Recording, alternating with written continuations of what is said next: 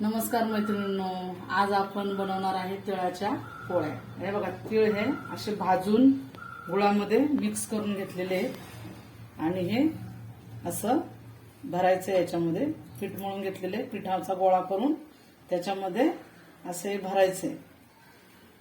असं भरून झाल्याच्या नंतर कसं असतं, थंडीमध्ये ना तिळ खाणे गरजेचं असतं, शरीरामध्ये उष्णता तयार करतं।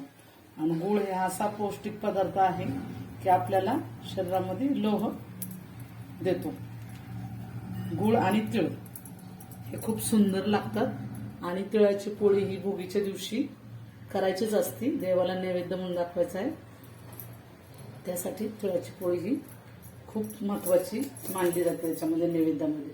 हे बघा, ही पुरण ही आपली पोळी केलेली आहे, ही टाकलेली आहे अशी। आणि आता मी दुसरी बनवते। अशी लाटायची। तुम्हाला तर माहिती आहे पुरणपोळी किंवा तिळपोळी किंवा शेंगदाणा पोळी कशी बनवायची ती तुम्हाला माहितीच असेल, पण मी आज ट्राय करते, बघा कशी वाटते ती। आणि तुम्हाला जर रेसिपी जर आवडली तर मला नक्कीच सबस्क्राईब करा, लाईक करा, शेअर करा। आणि आपली ही तिळाची पोळी तयार आहे। बघा, आज भोगी आहे, त्यासाठी बघा देवाला नैवेद्य बनवलेला आहे।